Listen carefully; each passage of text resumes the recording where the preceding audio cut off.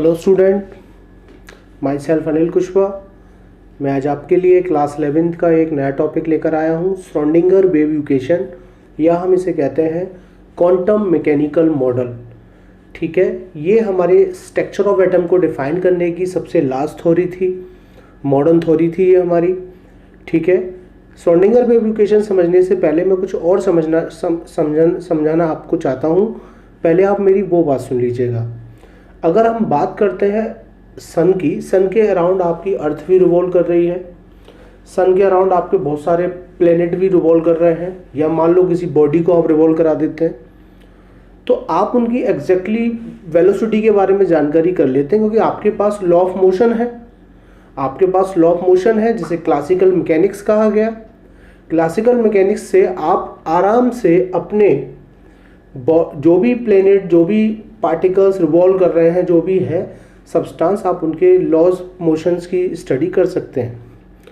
लेकिन जब आपसे कहा गया जो आपके माइक्रो पार्टिकल हैं, जैसे कि आपके इलेक्ट्रॉन, जैसे कि आपके एटम, जैसे कि आपके मॉलिक्यूल्स, लेकिन उनके बारे में क्लासिकल मैकेनिक्स फेल हो जाती है।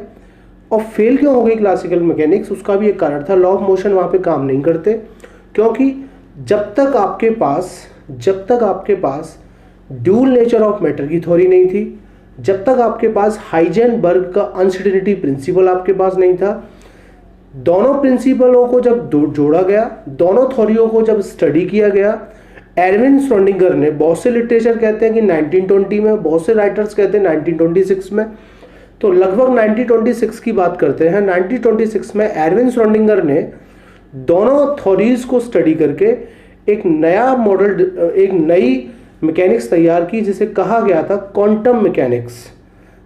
क्लासिकल मैकेनिक्स कन्वर्ट की गई क्वांटम मैकेनिक्स में। क्वांटम मैकेनिक्स में एरविन श्रोडिंगर ने इलेक्ट्रॉन्स को वेव की तरह स्टडी किया, वेव की तरह कंसिडर किया, और वेव थ्योरी को, और क्लासिकल मैकेनिक्स के बाद क्वांटम मैकेनिक्स, और क्वांटम मैकेनिक्स के बाद हम पढ़ते हैं क्वांटम केमिस्ट्री। फिजिक्स में उसे हम क्वांटम फिजिक्स पढ़ते हैं, और केमिस्ट्री में हम उसे क्वांटम केमिस्ट्री पढ़ते हैं। क्वांटम केमिस्ट्री में अपने आप एक अपनी केमिस्ट्री है। आप उसे के बारे में बहुत डिटेल में जानना चाहते हैं तो हायर एजुकेशन में आप उसके बारे में पढ़ते हैं, बीएससी ग्रेजुएशन में भी पढ़ते हैं, एमएससी पीजी में भी पढ़ाया जाता है उसके बारे में बहुत कुछ। ठीक है, फिजिकल केमिस्ट्री का टॉपिक है आपका ये। ठीक है, तो आइए हम लोग बात करते हैं कि श्रोडिंगर वेव इक्वेशन का क्या फंडा है। श्रोडिंगर ये कहते हैं probability of electron at any point, probability of electron at any point around the nucleus. Nucleus के अराउंड आप किसी भी पॉइंट पर इलेक्ट्रॉन की प्रोबेबिलिटी पता करना चाहते हैं तो आप एक श्रोडिंगर वेव इक्वेशन यूज करें, डिस्कवरी बाय श्रोडिंगर। ठीक है, फाइनली आपको अगर मैं बताऊं, बोर के अकॉर्डिंग जो पार्टिकल आपके रिवॉल्व करते हैं वो एक सर्कुलर में इस तरीके से रिवॉल्व करते रहते हैं, जिन्हें हमने ऑर्बिट कहा था। लेकिन श्रोडिंगर कहते हैं कि न्यूक्लियस के अराउंड 3D में आप किसी भी पॉइंट पर, मतलब किसी भी एक एक्सिस पर इलेक्ट्रॉन्स की प्रोबेबिलिटी पता करना चाहते हैं, तो उसके लिए हम यूज करेंगे श्रोडिंगर वेव इक्वेशन। और श्रोडिंगर वेव इक्वेशन आपकी हुआ करती है del square psi upon del x square plus del square psi upon del Y square, del square psi upon del Z square plus 8 pi square M E minus के V sign upon H square equals to 0। हाँ जी हाँ, इसे कहते हैं हम लोग Schrodinger wave equation. ये आपसे ऑब्जेक्टिव क्वेश्चन में हो सकती है, शॉर्ट क्वेश्चन में आपसे राइटिंग करवाई जा सकती है कि write down the Schrodinger wave equation. ठीक है, तो फाइनली आप लिख सकते हैं del square psi upon del x square plus del square psi upon del Y square plus del square psi upon del Z square plus 8 pi square M E minus V sign upon H square equals to 0। ठीक है, जिसमें आपका जो sign हुआ करता है वो आपका हुआ करता है वेव फंक्शन, इलेक्ट्रॉन का वेव फंक्शन है। एच को तो आप जानते ही हैं, ये आपका हुआ करता है प्लांक कांस्टेंट, ये आपका हुआ करता है प्लांक कांस्टेंट। ठीक है, m को भी आप जानते हैं, ये आपका हुआ करता है मास ऑफ इलेक्ट्रॉन, E आपकी हुआ करती है टोटल एनर्जी, ये आपकी हुआ करती है टोटल एनर्जी, और V आपका हुआ करता है यहाँ पे पोटेंशियल एनर्जी। ठीक है, V आपका हुआ करता है पोटेंशियल एनर्जी। तो लगभग मैंने इसके बारे में सारी जानकारी आपको दे दी है इक्वेशन के बारे में। पहले आप इसे राइटिंग कर लें, फिर इसके बारे में हम और आगे बात करेंगे। फटाफट नोट कर लें पॉज करके।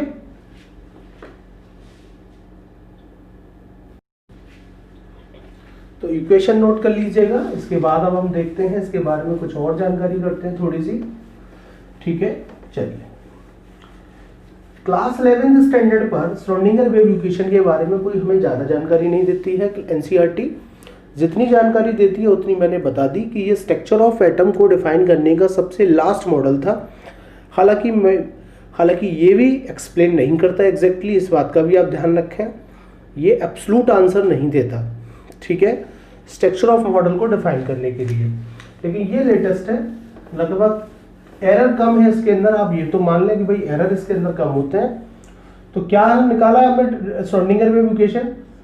Del square psi upon del x square, del square psi upon del Y square, del square psi upon del Z square plus 8 pi square M E minus के V upon H square equals to 0।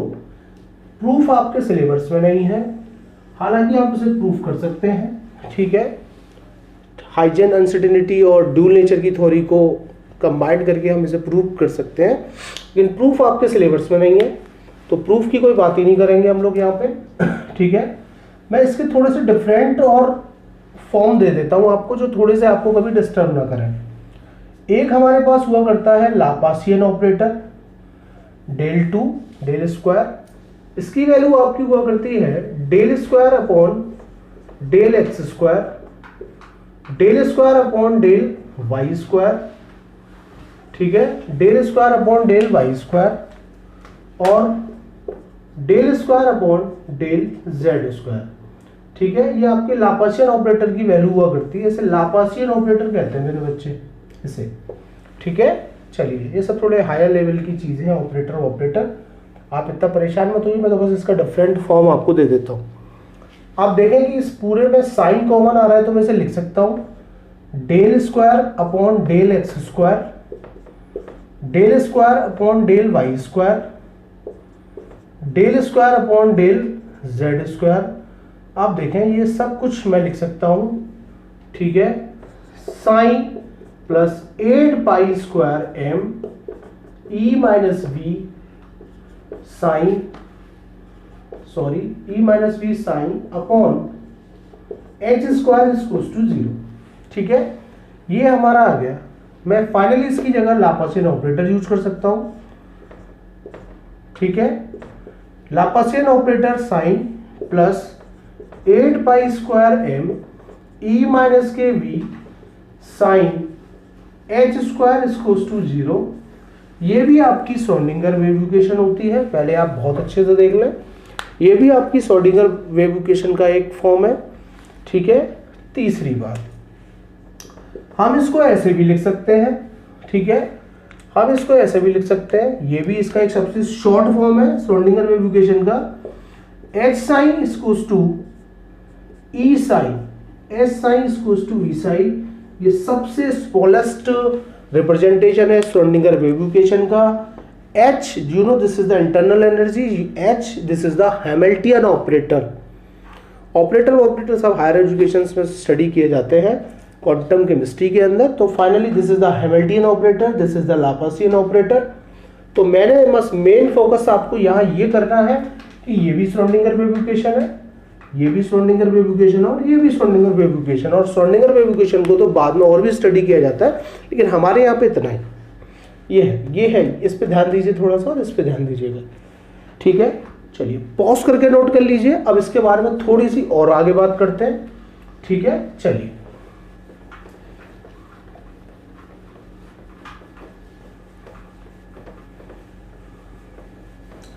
मैं आपको एक जानकारी दे दूं कि ये जो Schrodinger wave equation आपका आया हुआ है, ये एग्जैक्टली सेकंड ऑर्डर का डिफरेंशियल इक्वेशन है। ये आपका जो इक्वेशन आया हुआ है, ये सेकंड ऑर्डर का, मैथमेटिकली बात कर रहा हूँ, सेकंड ऑर्डर का डिफरेंशियल इक्वेशन है।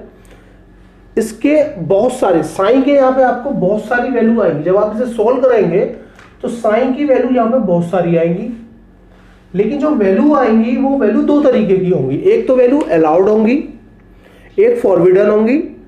अलाउड होंगी और एक फॉरबिडन होंगी। जो अलाउड वैल्यू होंगी साइन की, सॉल्व करने के बाद जो अलाउड वैल्यू होंगी वही वैल्यू होंगी आइगन वैल्यू। वही वैल्यू जो अलाउड होंगी वो होंगी आइगन वैल्यू, या वही वैल्यू आपकी होंगी आइगन फंक्शन। वही होंगे आपके क्या, आइगन फंक्शन। ओके, अलाउड वही होंगी, ठीक है, वही होंगी आपके आइगन वैल्यू या आइगन फंक्शन होंगे, और जो फॉरबिडन होंगे वो नहीं होंगे आपके आइगन वैल्यू या आइगन फंक्शन। ठीक है, तो ये सेकंड ऑर्डर की डिफरेंशियल इक्वेशन है आपकी। ये बात हो गई। चलिए अगली बात करते हैं इससे रिलेटेड थोड़ी सी। चलिए, आपका जो साइन हुआ करता है, आपका ये जो साइन हुआ करता है, ये तो शो करता है आपके इलेक्ट्रॉन का वेव फंक्शन। ये बहुत पूछा जाता है, ध्यान रखेंगे, amplitude of wave function electron का। और जो साइन 2 होता है आपका, वो शो करता है probability of electron. At any point, किसी भी पॉइंट पर प्रोबेबिलिटी ऑफ इलेक्ट्रॉन शो करता है साइन 2, और साइन शो करता है आपका क्या, वेव फंक्शन। याद रखेंगे, बहुत इंपॉर्टेंट है, ये सारी चीजें पूछी जाती हैं। ये प्रोबेबिलिटी ऑफ इलेक्ट्रॉन बताएगा, ठीक है, और ये क्या बताएगा आपको, वेव फंक्शन शो करता है। अच्छा, एक बात और मैं बता दूं, आपके जो क्वांटम नंबर्स हुआ करते हैं ना, principal quantum number, angular quantum number, magnetic quantum number, ये सब के सब कांस्टेंट होते हैं श्रोडिंगर वेव इक्वेशन के।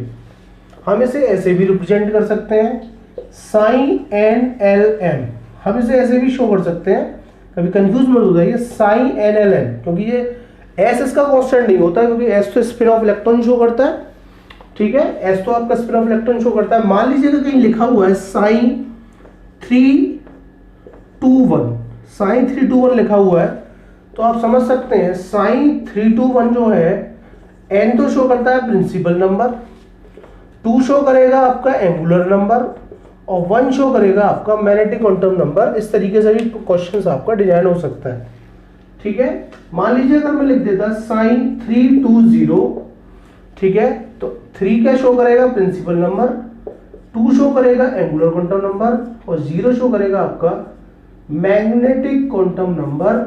तो इस तरीके से आप चीजों को समझ सकते हैं। आपके यहाँ ज़्यादा नहीं था, जितना है इतना पढ़ लीजिएगा। अगर वीडियो पसंद आया है तो और भी स्टूडेंट्स को बताइएगा। Thank you.